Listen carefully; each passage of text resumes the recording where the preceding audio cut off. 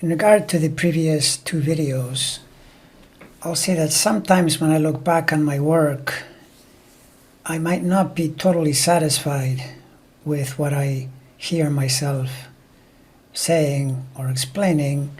However, in this case, I have to say that I'm pretty much in complete agreement with myself, although I could add a few things to throw a little more light on the matter of what Saturn is.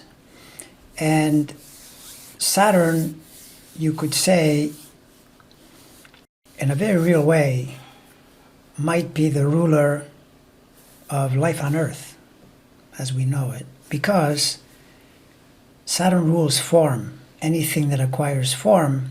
Therefore, the very idea of being in an incarnate situation, in a body. Now, strictly speaking, Saturn rules the hardest part of the body, as in teeth and bones. And from this you can gather the knowledge that Saturn rules all things in the universe that crystallize into hardened form, and therefore it rules ice, but it doesn't rule water. It's water in its frozen condition. But writ large, the entire body is still Saturnian. You would assign musculature to Mars, more specifically, or even to the blood circulation would be Martial.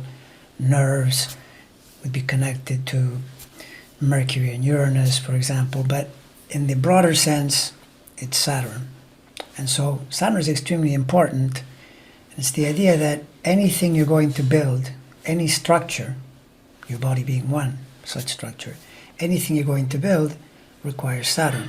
So understanding how it works and mastering it in oneself is extremely important.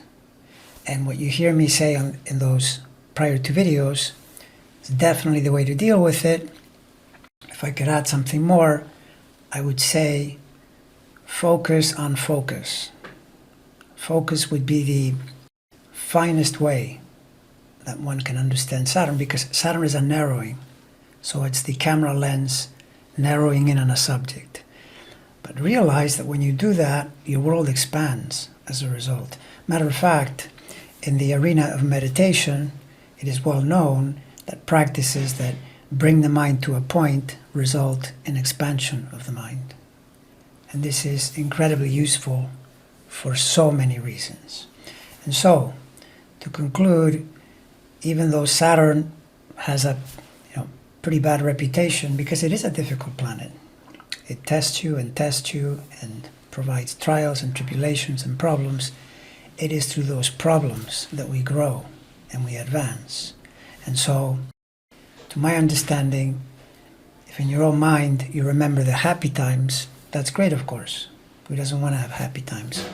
But the times when one sorts through problems, sacrifices in order to grow, become the periods that later form one's character and actually provide the matrix for growth and expansion, which eventually leads to even happier times.